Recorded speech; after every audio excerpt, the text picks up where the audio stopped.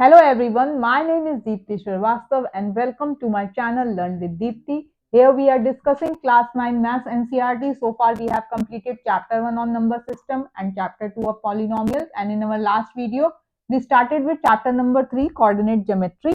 इसमें हमने introduction पढ़ा था कि we need two independent information to describe the point in a plane, और हमने उसके एग्जाम्पल्स भी देखे कि वाई वी नीड टू, क्योंकि हम एक इंफॉर्मेशन से हम फाइंड आउट नहीं कर सकते हैं किसी भी पॉइंट की पोजीशन प्रिसाइजली।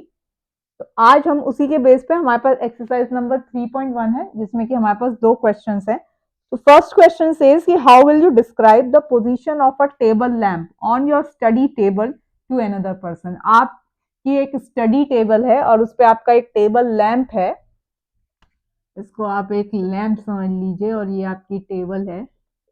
आप इस पे लैंप की पोजीशन को कैसे डिस्क्राइब करेंगे टू अनदर पर्सन। अब आप इसमें कैसे करेंगे भाई, लैंप को आपने एक और वो मान लिया, एक पॉइंट मान लिया, इसकी पोजीशन आपको बतानी है। अब पोजीशन ऑफ अ पॉइंट बताने के लिए आप उसका डिस्टेंस दो परपेंडिकुलर एक्सिस से देखेंगे। मान लीजिए एक ये वाली एक्सिस हो गई आपकी और एक ये वाली हो गई, और इसको हमने मान लिया कि ये दोनों परपेंडिकुलर एक्सिस हैं। इस वाले पॉइंट से मान लीजिए कि ये 25 सेंटीमीटर है, ठीक है। इस वाले पॉइंट से मान लो कि ये 35 सेंटीमीटर है। तो आप इसको कह सकते हो कि भाई 25, 35 आप इसको कह सकते हो कि ये 25, 35, या फिर आप इसको, अगर आप एक्स वाई वाला ही हम अपना लेके चलते हैं तो हमारा जो है कि ये आपकी मान लो एक्स एक्सिस है, तो ये हो गई आपकी 35, 25।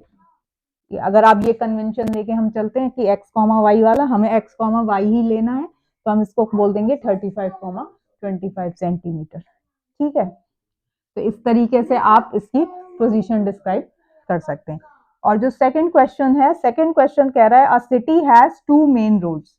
एक सिटी है जिसकी दो मेन रोड्स हैं, जिसको कि मैंने यहाँ बनाया हुआ है। एक ये मैंने कह दिया ईस्ट वेस्ट वाली और एक ये मैंने कह दिया नॉर्थ साउथ वाली, विच cross each other at the centre of the city.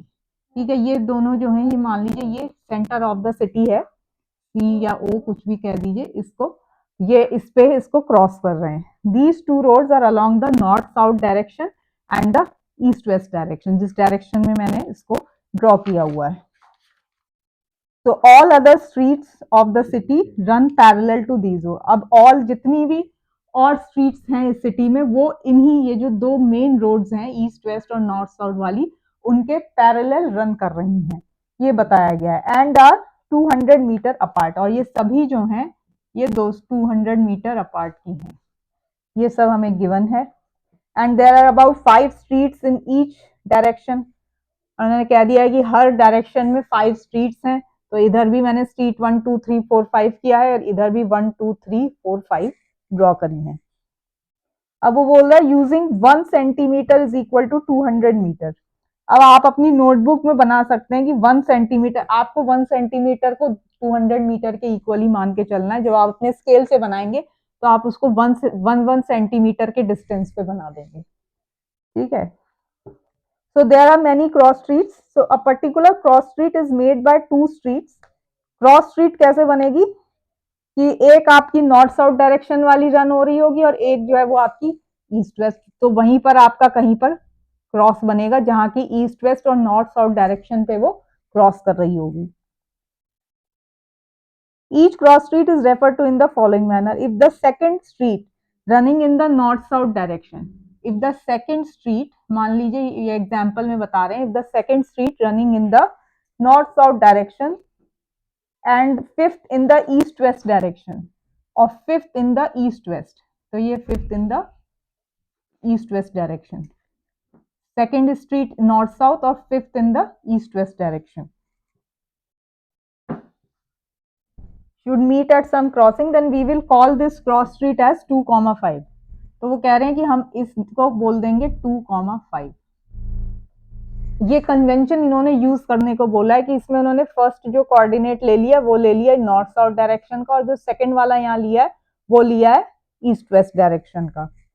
How many streets can be refer to as, और इस कन्वेंशन को फॉलो कर कर आपको ये बताना है कि how many cross streets can be refer to as 4,3। अब 4,3 जो है 4 जो आया वो आपका नॉर्थ साउथ वाला है, क्योंकि कन्वेंशन ये यूज करना है कि जो फर्स्ट कोऑर्डिनेट है वो नॉर्थ साउथ डायरेक्शन का है। तो फोर्थ स्ट्रीट ये हो गई, और इधर ये कौन सा है, थर्ड स्ट्रीट, इसकी ये हो गई। तो ये हो गया, एक हो गया 4,3, ये पॉइंट जो हो गया हमारा, ये हो गया 4,3। ये वाला जो आ गया आपका 4,3 वाला, ये आ गया 4,3, ठीक है।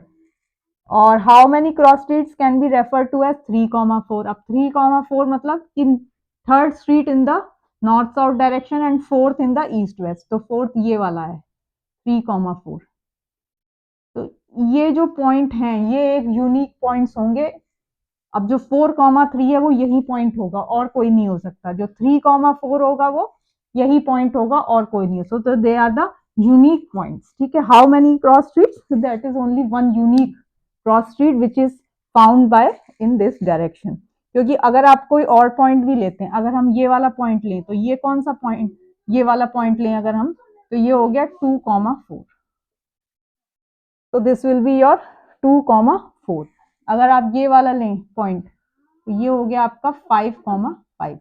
तो जो भी पॉइंट है वो एक यूनिक पॉइंट होगा जिसको कि आप लोकेट करेंगे। तो यहाँ पर जो क्रॉस स्ट्रीट की बात हो रही है 4,3 पे, that will be only one unique street, और एक 3,4 पे भी there will be only one unique street. So today you have discuss exercise number 3.1। तो यहाँ पे मेजरली वही है कि आपको दो इंडिपेंडेंट पैरामीटर्स चाहिए होते हैं to describe the position precisely in a plane. So in our next video, we will discuss Cartesian system or Cartesian plane in more detail, and then we will solve the question also for that. So we have completed 2 videos. In our next video, we will start with Cartesian system. Hope आपको मेरी videos अच्छी लगी होंगी। अगर अच्छी लगें तो please like, share और सब्सक्राइब जरूर करिएगा। Thank you so much.